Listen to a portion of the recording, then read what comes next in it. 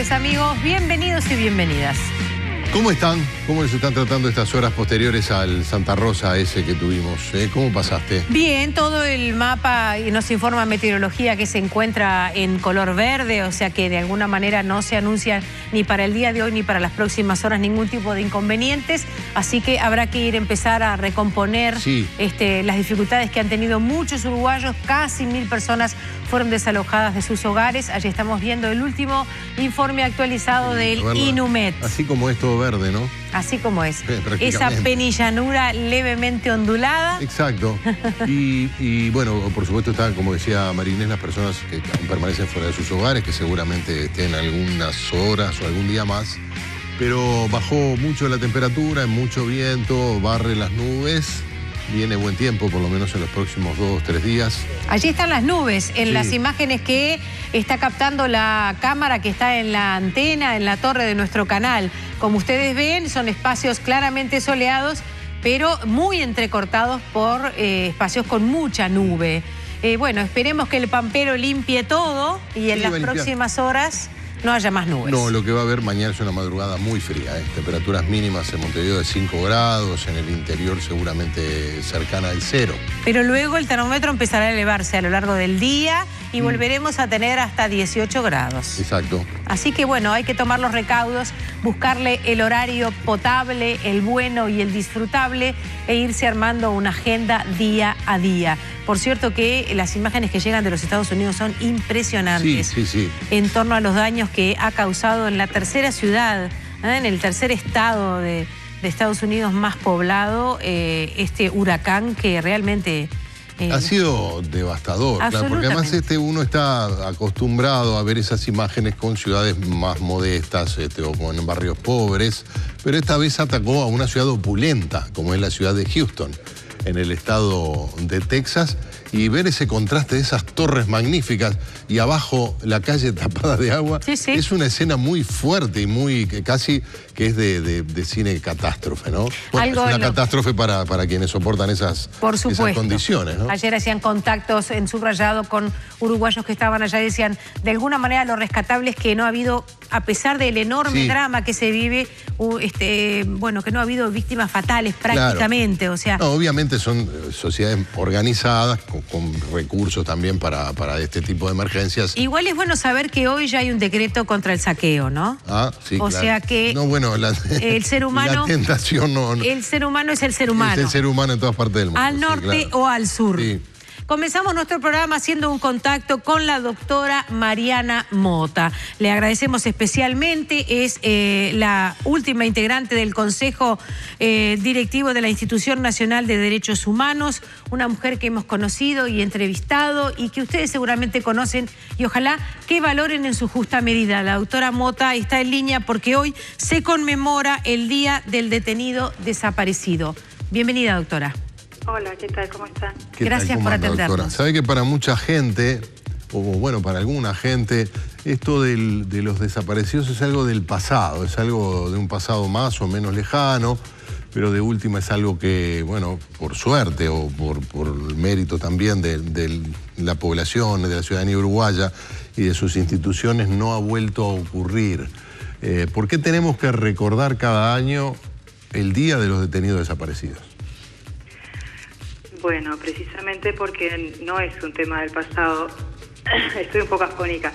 La escuchamos bien, doctora. No es un tema del pasado, sino que es un tema del presente. La desaparición forzada se sigue cometiendo día a día, mientras no aparezcan los desaparecidos, mientras no se sepa de su suerte, de su destino.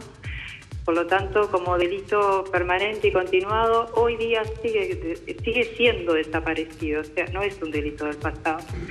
Y tan importante es saberlo y poder resolverlo, porque tampoco se ha resuelto, porque eso también garantiza que a futuro no vuelva a ocurrir. En la medida que nosotros no revisemos por qué ocurrieron esos hechos, tenemos la garantía y la seguridad de que eso no pueda volver a pasar. ¿Cuáles fueron los mecanismos que fallaron para que estas personas terminaran desaparecidas?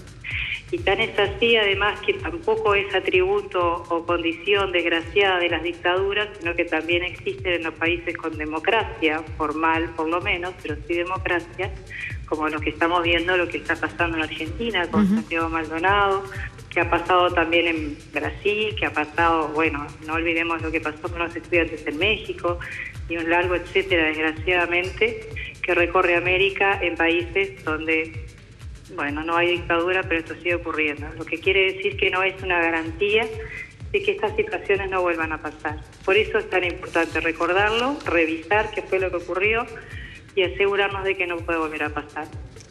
Doctora, ¿qué sabe usted del caso de Maldonado? Lo que sabemos todos, que terminó siendo detenido por policía, y lo que sabe el último testigo que dio cuenta de lo que había visto, que tampoco se le protegió en su identidad para poder tener la certeza de que no va a tener una suerte parecida a la de Maldonado. Y bien, y el Estado, o sea, hay como un vínculo muy directo de quien lo detuvo son funcionarios estatales, ¿no? Entonces de ahí es el tema también de la atribución de la calificación como desaparición forzada hasta que no se sepa su destino. No es un tema atribuido a un particular, sino a funcionarios estatales. En el día de hoy se conoció una carta del señor Rubén López, a quien no conocemos, pero es hijo del señor Jorge Julio López, una persona que fuera desaparecida en el gobierno de Kirchner. Y en las últimas horas ha publicado en redes una carta que dice: a esos que cuando le preguntás por Santiago te responden con Julio López, no tienen autoridad moral para hablar de mi padre. En 11 años nunca reclamaron por él. El gobierno anterior, a días de la desaparición de mi padre, puso todas las herramientas del Estado a disposición. Néstor Kirchner salió en cadena nacional a decir Julio López se lo llevaron los mismos de siempre, y lo escuchó todo el país. Yo mismo hablé con él 4 veces. Aquí sale, bueno, habla de la ministra Bullrich, a atacar a la familia del desaparecido y decirles que no colaboran. Entonces, no es todo lo mismo. Hay que contestarles así. En este caso, que es un caso actual, que se está tramitando en este momento, ¿cuál debe ser el rol del Estado, doctora? Agotar todos los mecanismos para averiguar qué fue lo que pasó, en qué circunstancias se lo detuvo y verificar qué es lo que ocurrió con esa persona. Las personas no se desvanecen en el aire, no desaparecen. O sea, se tiene que saber cuál fue el organismo que estuvo detrás, quiénes fueron los funcionarios que lo detuvieron, a dónde lo llevaron, por qué causa y dónde está. Parece como que es simplemente poner en funcionamiento un mecanismo del Estado. Es muy raro y es muy alarmante que eso no se cumpla, ¿no? Sí, de todas maneras hay una distancia gigantesca, sideral, entre lo que fue una práctica deliberada, una política de Estado, de desaparición en los años 70, en las dictaduras del Cono Sur particularmente, pero en toda América, y en este caso donde el gobierno, mal o con poca respuesta, pero está investigando, y además hace pocas horas incluso se puso a disposición y pidió la colaboración de un organismo de Naciones Unidas para que colabore en la búsqueda del desaparecido. Digo porque hay que identificar lo que es o lo que fue una política deliberada de desaparición como forma de controlar o de reprimir a grupos opositores, de la característica que fuera, y esto que incluso la Fiscalía todavía no ha logrado establecer si efectivamente, como se ha informado, operaron en la desaparición agentes de la Gendarmería, que muy probablemente esto haya ocurrido, ¿no? Sí, no, lógico. Obviamente que hay una distancia entre lo que ocurrió en la época de la dictadura y lo que puede estar ocurriendo ahora. Pero es como muy particular que esas situaciones ocurran. Claro, desde el punto de vista de la víctima es lo mismo, o sea, es lo mismo, de la familia, claro. Exactamente, pero el punto es cuando un Estado puede decir esto ya ocurrió y no va a ocurrir más. Simplemente, solamente cuando tiene garantías de que de que ha puesto todo de sí y que ha garantizado que los mecanismos de protección de los derechos humanos sean realmente eficientes y esas situaciones no ocurran. Entonces, cuando vuelven a ocurrir decimos, bueno, entonces no es atributo propio de las dictaduras. No, porque luego parece que sí, que la dictadura eso era tremendo y ocurrió de forma masiva. No, claro, no había ninguna garantía para hacer denuncia, ni mucho menos que se investigara. De todas maneras, es muy preocupante que nuevamente aparezcan organismos del Estado, como es la Gendarmería, directa o indirectamente, ya lo sabremos, vinculados a este tipo de práctica, ¿no? Exacto, exactamente, eso es lo más preocupante. Y cuando después no pasa nada, no pasa... vamos a otras situaciones, lo que ha pasado en México. Claro. Hubo movilizaciones, hubo intervención desde diferentes lados, y eso ha quedado ahí. Entonces, es como que uno lo visualiza desde afuera, desde el otro país, desde donde estamos, decir, bueno, hay organismos que no son lo suficientemente eficientes. ¿Qué pasa con lo que es un poder judicial? ¿Qué pasa con una fiscalía? ¿Qué pasa con las investigaciones para que eso avance y se pueda llegar a una verdad, ¿no? Eso es lo que se instala como preocupación. Cuando pasan estas cosas, uno dice, bueno, hay organismos del Estado que no están cumpliendo en forma debida su función, ya sea por la razón que sea, ¿no? Pero en el caso de México, además, es si se quiere, no sé si más dramático, pero mucho más preocupante, porque no es una dictadura, son autoridades democráticamente electas, que no encuentran o no saben o no quieren, no lo sabemos, pero de hecho no lo están haciendo, que es asegurarle no solo la vida a sus conciudadanos, sino investigar hechos así de graves. Y nuevamente aparecen en el caso de México las autoridades, gobernadores, policías vinculados a este tipo de crímenes, ¿no? Claro, ese es el tema, ¿no? Cuando se empieza a investigar y se ve que no es solamente el desaparecido y el desaparecedor, o sea, no son solamente esas personas, sino que empiezan a aparecer vínculos con otros organismos o con otras personas de alguna manera también relacionadas con el Estado. Entonces uno entra a ver que ya el problema adquiere otro cariz mucho más general y más grave aún, ¿no? No sé, en Argentina todavía no hemos avanzado mucho en saber qué otros vínculos puede haber atrás de esta desaparición. Claro. Pero eso es lo más grave, ¿no? Doctora Mota, en el día de mañana se estrena una película semidocumental, de alguna manera, sí de índole testimonial, de la familia de Roslik. Ayer estuvo su viuda, el doctor Roslik, y su hijo Valeri aquí en nuestro programa. Y la semana próxima pasada, el comisionado parlamentario para las cárceles recordó también en nuestro programa, en sus jóvenes tiempos de periodista, el rol que cumplió entonces en la investigación del caso de la muerte de Roslik, el semanario Jaque, donde él entonces revistaba como uno de los trabajadores más jóvenes. Y ayer nos decía la viuda de Roslik, esto hasta ahora ha significado un silencio para la comunidad. Es la primera vez que las personas se atreven a contar lo que vivieron, tantos años después. El daño es tan permanente como la desaparición. Exactamente.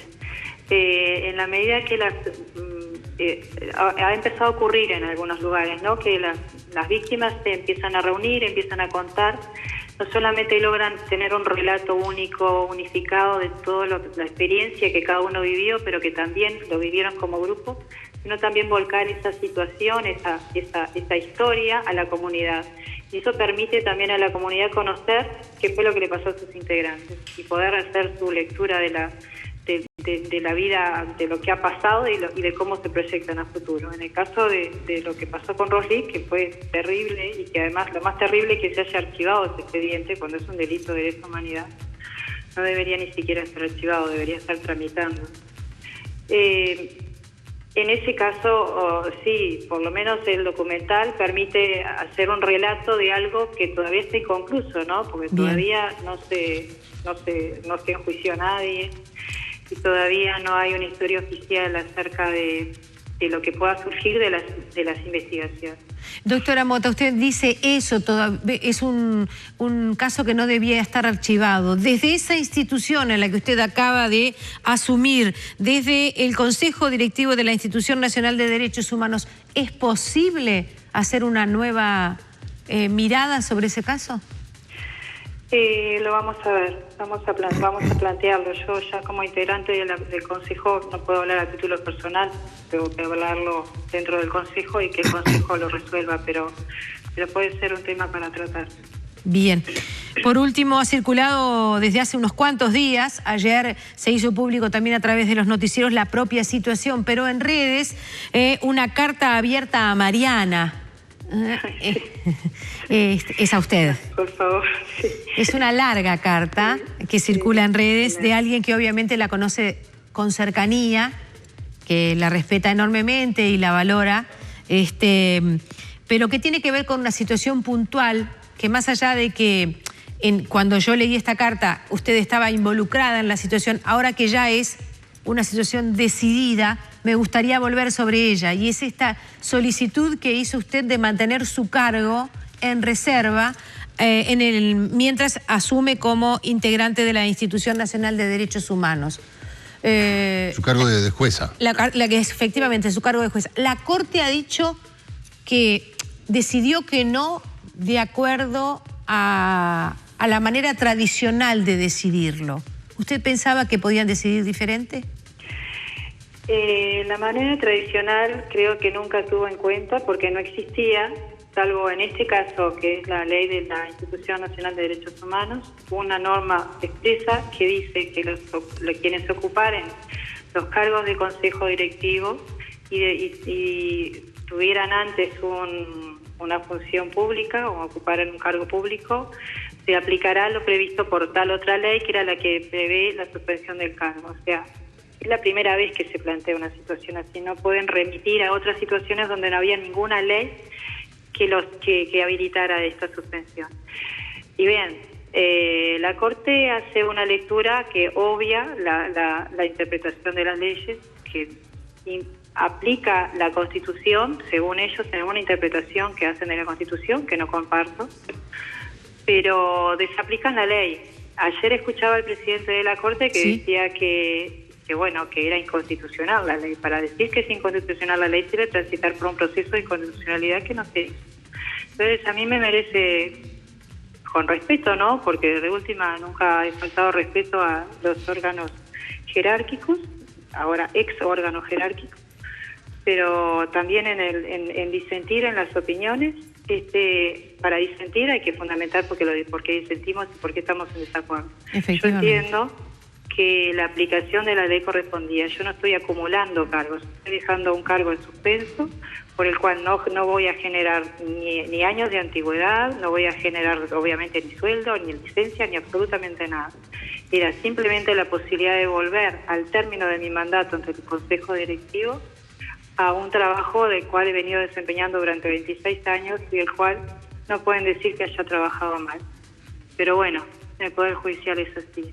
Y bueno, y es una de las cosas en las cuales estaría bueno ponerse a discutir, pero profundamente, a ver realmente cómo es la aplicación y cómo es la interpretación del artículo 251 de la Constitución, y no de una forma tan sin fundamento como la resolvieron en la resolución.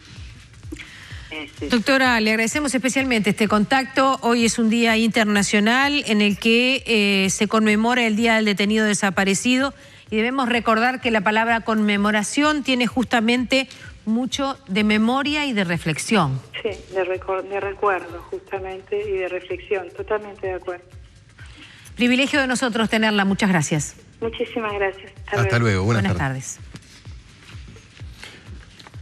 Bueno, muy bien, esta era la directora, está bien, ¿no? Miembro del directorio. Sí, es integrante del Consejo Directivo de la Institución Nacional de Derechos Humanos, la doctora Mariana Mota. Y lo de su situación con respecto al Poder Judicial se resolvió en estas horas. Sí, circulaba ya desde hacía por lo menos 2 semanas. Se ve que había habido una notificación extraoficial, o por lo menos era en la información que se manda. Ayer, subrayado en un informe que hizo Martín Les, le dio el espaldarazo de noticia confirmada. Vamos a otros temas, amigos, en esta tarde. Es de la vida de nuestra compañera de trabajo, Lorena Bomio. ¿Cómo que es de la vida? Es de la vida, no sé, habitualmente sale hasta ahora, no sé, yo la vi, me la crucé, está trabajando. Entonces quédese tranquilo, que seguramente sí, y que tiene un contacto para hacer con nosotros. Así que nos vamos a los exteriores de nuestro Canal 10 y nos vamos hacia el Hospital Vilar de Bo. Allí está Lorena Bomio con su primer móvil en vivo de esta tarde en casa. Muy buenas tardes para todos. Como tú decías, María Inés, estamos en el Hospital Vilar de Bo. En las últimas horas, bueno, fueron difundidas fotografías de pacientes internos aquí de este centro hospitalario, donde se los ve sacándose fotos con roedores, ¿no? Ratas que están sosteniendo de la cola. En otras fotos se puede ver que hay palomas debajo de las camas. Los trabajadores de este hospital vienen denunciando problemas edilicios severos, entre otras cuestiones, y es por eso que estamos con Pablo Silva, presidente de la Comisión Interna del Hospital Vilar de Bo. Buenas tardes. Bueno, ¿cuál es la situación con estas fotos que circularon en las últimas horas? Bueno, buenas tardes para toda la audiencia. Y sí, bueno, los trabajadores hace tiempo que venimos denunciando esto. Esto no puede sorprender a absolutamente nadie. Acá en el Hospital Vilar de Bo venimos denunciando todo lo que tiene que ver un mal nivel asistencial y una mala gestión desde hace mucho tiempo. El tema de los roedores, los trabajadores lo venimos denunciando sistemáticamente. El tema de las palomas también. El tema del mal estado de edilicios de las salas también lo venimos denunciando. Ustedes vienen denunciando muchas cosas y vienen teniendo un muy mal relacionamiento con el directorio de ACE. De hecho, hay una reunión y ustedes están un poco expectantes de sus resultados. De hecho, a ti como presidente, como funcionario, se te ha sancionado, se te ha abierto un sumario. Estas fotos ¿no fueron provocadas por ustedes en represalia? No, estas fotos no. Estas fotos, primero, que no las difundimos nosotros. Nosotros no necesitamos difundirlas, sacar a luz estas fotos, porque nosotros lo venimos denunciando verbalmente. Sí es cierto que de repente que estas fotos hayan salido a la luz, de repente le refleja un poco más a la sociedad cuál es el estado actual del hospital, pero nosotros lo venimos denunciando sistemáticamente, lo que tiene que ver con los roedores, lo que tiene que ver el agua caliente, el problema alimenticio que hubo en el hospital, la mala gestión que hay. A uno realmente lo sorprende mucho. Hoy en día, cuando vemos a la salud mental puesta en el tapete en todas las discusiones con la nueva ley de salud mental. Hay 56 organizaciones, si no me equivoco, ¿verdad?, que llevaron a cabo una nueva ley. Bueno, absolutamente nadie se ha acercado a preguntarnos la actualidad de la salud mental. Nadie le ha dado un espacio de escucha a los trabajadores para que nosotros realmente digamos cómo está hoy en día el Hospital Vilar de Bo. Se habla de un modelo de salud mental antiguo, de 1936. Sí, claro. Pero ningún modelo de salud mental dice de que los pacientes están entre las ratas. Ningún modelo de salud mental va a decir de que hay paloma, de que no hay agua caliente, de que no hay alimentación. O sea, hoy en día uno realmente cuando ve en la prensa, por ejemplo, lo voy a nombrar a uno de las personas que ha sido que ha llevado a cabo este proyecto, como el diputado Luis Galo, ¿verdad?, que habla del nuevo proyecto de salud mental, que viene de manera asidua al hospital, pero que no se reúne con los trabajadores. A los trabajadores nadie le pregunta cómo es la salud mental hoy en día. Nadie le pregunta por qué el hospital se está cayendo como se está cayendo. Y en una ley de salud mental, donde hoy en día prácticamente en toda la salud hay una tendencia, ¿verdad?, a fortificar todo lo que tiene que ver los hospitales de especializaciones, ¿verdad?, específicos. Acá lo único que se busca, lo único que se habla es del cierre del hospital, pero absolutamente nadie se acerca a preguntarnos a nosotros por qué hay poca comida, por qué no hubo agua caliente. A ver, ¿por qué? ¿Por qué hay ratas y no se soluciona? ¿Por falta de plata? ¿Mala gestión? ¿Por qué? Mala gestión. A nosotros de ACE nos dicen que los recursos llegan. Mala gestión, no es de ahora. ¿Hace cuánto que no hay un plan de desratización aquí? Y que nosotros realmente vemos, nosotros lo que sí tenemos que ver son cosas esporádicas. A ver, si estamos hablando de un hospital, me parece que las medidas para, por ejemplo, ahuyentar los roedores tienen que ser medidas grandes. Nosotros, si me preguntás, sí, yo he visto de repente a un hombre que viene con una maleta, como podés llamar vos para tu casa o yo para la mía, a sacar los roedores. Pero acá lo que se necesita es un plan de acción más fuerte, tanto para los roedores, tanto para las palomas. A ver, uno recorre cualquier hospital de Montevideo, el Español, el Maciel, el Pasteur, y obviamente que de repente hay problemas, pero la infraestructura y realmente las nuevas arquitecturas que están realizando son realmente llamativas. Y está genial. Pero acá hicieron reformas. Acá sí, reformas de respuesta, no de propuesta. Acá se reformó la sala 11 porque hubo un motín, si no, no la reformaban. Acá se reformó la puerta de emergencia porque era prácticamente un sucucho que era de 4x4. Donde trabajaban los trabajadores, ¿verdad? Sala 21, sala 23, sala 26. Ahí ya tenemos que terminar. ¿Qué pasa con la situación de la limpieza? La presencia de roedores, la presencia de palomas, habla de, bueno, dificultades en esa área. Bueno, lo que pasa es que nosotros como sindicato realmente no damos abasto con todas las denuncias que tenemos. Ayer venían los compañeros de la empresa tercerizada, ¿verdad?, de limpieza, ¿verdad? A los que muchas veces se lo quiere culpar de que el hospital está sucio, ¿verdad? ¿Y cómo no va a estar sucio el hospital si los compañeros prácticamente tienen un jabón que está ultra diluido? Si no tienen... ¿Pero eso es porque la empresa de limpieza trae los productos diluidos o porque el hospital, quién se encarga de la compra de los productos? No, la compra de los productos, si mal no me equivoco, es la empresa tercerizada quien realmente se debe hacer cargo de eso. Que trae productos que no están en condiciones y acá no los controlan, ¿eso quieren decir? Correcto. No sé si el órgano de contralor debe ser la administración, que seguramente sea ese el órgano de contralor, si de repente es algún jefe de la empresa que tiene que venir, pero los compañeros por iniciativa propia nos denuncian los pésimos insumos en los que tienen y bueno, y eso repercute directamente en lo asistencial. Bien, muchas gracias. No, gracias a ustedes. Bueno, nos decían que en la tarde va a haber una asamblea, probablemente, bueno, se definan algunas medidas luego de esta reunión que está teniendo a esta hora el directorio de ACE. Nosotros hemos procurado la palabra de ACE, desde allí nos han indicado que por ahora no harán declaraciones en cuanto a la situación del Hospital Vilar de Bo. Hacemos una pausa y enseguida volvemos con más La Tarde en Casa.